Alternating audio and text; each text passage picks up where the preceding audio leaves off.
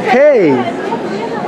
Hello. Hi. How are you? I'm good, and you? I'm awesome. Good. Can you tell us more about yourself? Okay, my name's Vanessa Tedder. I am a former SABC radio news journalist. I am a former ETV news journalist.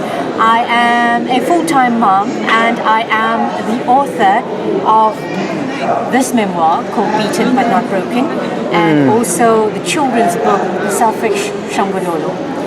So that's pretty much me in a nutshell. Can you tell us more about this amazing book?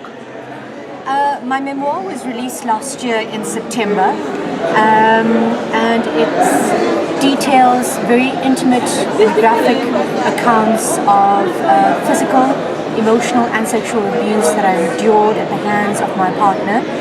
We both worked at the SABC at the time, I as a radio news reporter and as a newsreader for a station called Lotus FM, which caters to a predominantly Indian audience.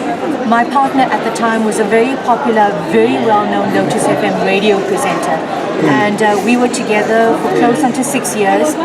In that 6 years, I often endured physical violence, emotional abuse, and even sexual abuse by this man. It eventually took me starting a job on television and quitting the SABC to find the courage to leave him. So I have been a survivor now for more than a decade.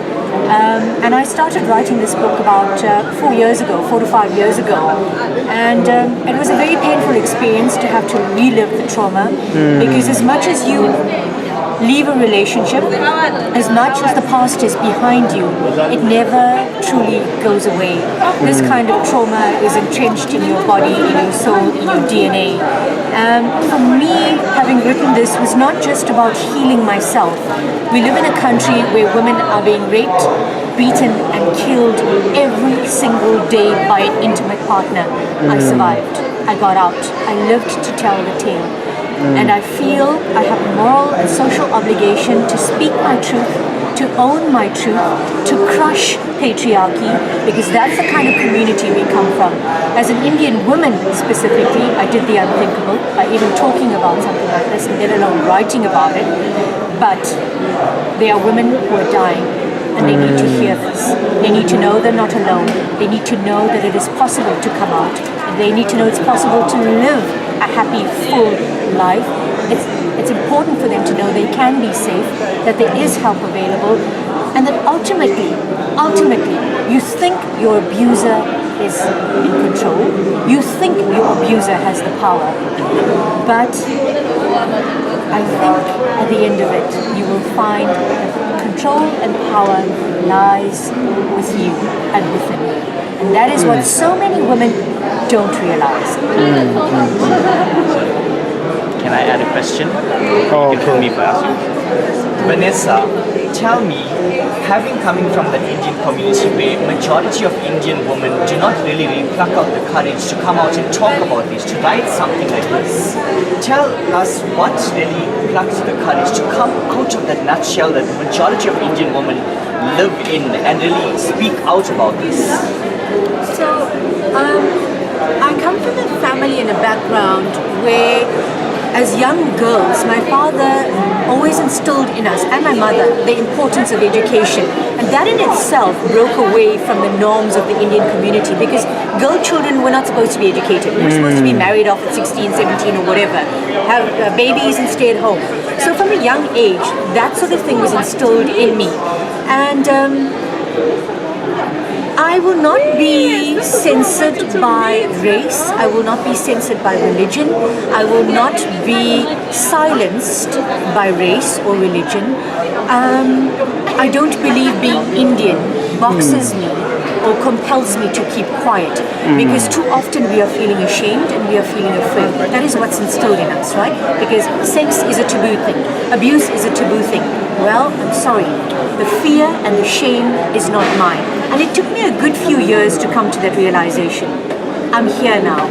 I've realized that the only shame and the only fear that anybody should be feeling is that of the person who lifts his hand to beat a woman, who abuses a woman, who rapes a woman. Those are the only people who should be ashamed and afraid. And we must move past the stereotype of you're Indian or you're black. You know, we must not talk about this thing. You know, we come from very patriarchal, conservative communities, black and Indian. That's the common thing with us. You know, women must not be seen, they must not be heard. We must shut up because men are calling the shots. Well, I'm sorry. That's changing. I'm here to tell you that's changing. Cheryl Zondi is here to tell you that's changing. The powerful black woman, the lady in the store next door, are here to tell you we are taking back our power. We give birth to men.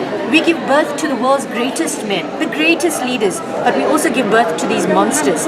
They grow in our wombs, they come out of our vaginas, they drink from our breasts, and they grow up to violate these body parts. No more. No more. And I tell you this now, what we are doing is just the foundation. Next week, next year, in the next couple of years, the other young black women are going to take it up even further. And it's going to get to the point where never again a woman is going to say, me too. Not going to happen. And the change is starting now. What are some of the challenges you faced while you were writing your book?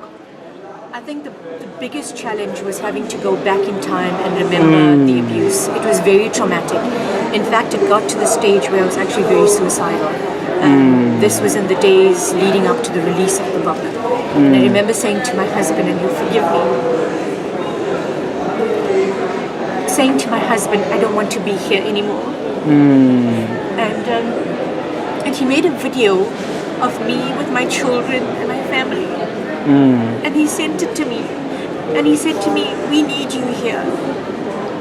And not only do they need me here, there are other young women who are looking at me, you know, for courage and for guidance.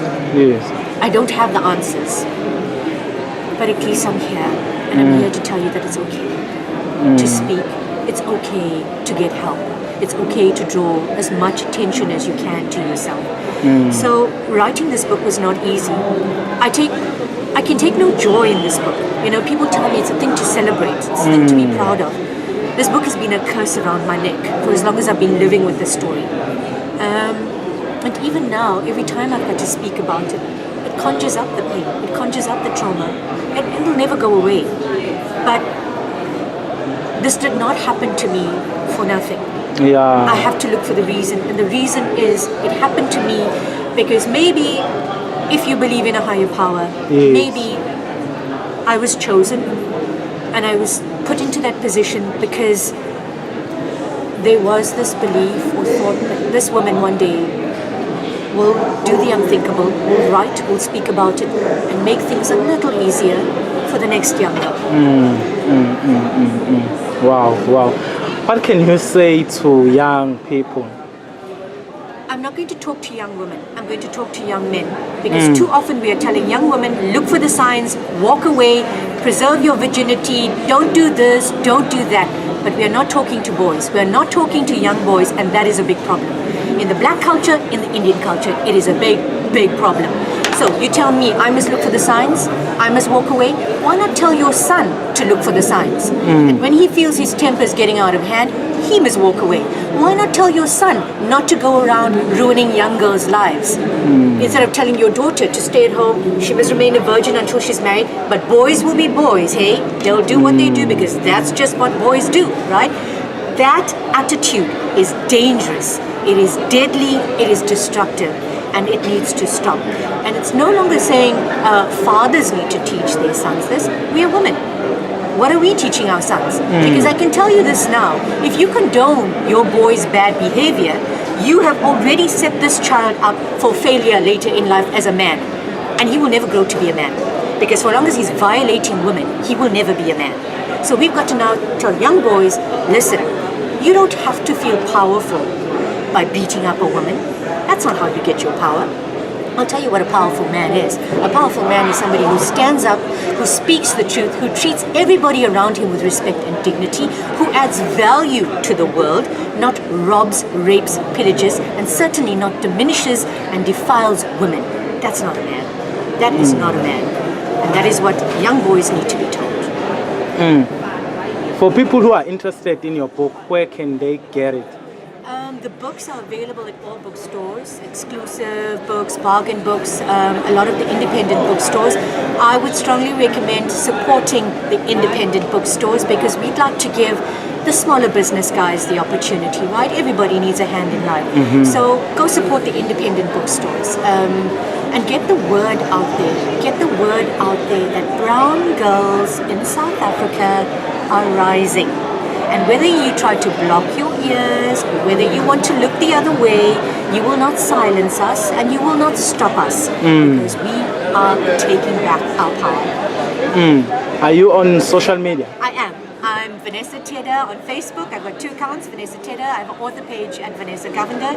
I'm on Twitter at Govender_V. I am on Instagram, Vanessa Govender/Tedder. So find me, let's get chatting, let's create a revolution. Let's get this revolution going. Your last words. My last words. I think women undersell themselves. I think women do a very good job of undermining themselves. We want to put power in the hands of men. We feel we're not validated if we don't have a man. We feel we're not worth anything if we don't have a man, no matter how crappily he treats us or how badly he treats us. I'm here to tell you, my sisters, you don't need a man to validate you, and certainly not a man who abuses you, because any man who lifts his hand to you does not love you. Contrary to what he says, he does not love you. So get yourself help, get attention. The best piece of advice I was given was by television news icon Deborah Patten when I was writing my book, and I'm going to leave you with this. She said to me, the best place to hide is in the light. Thank you so much for your time. Thank you very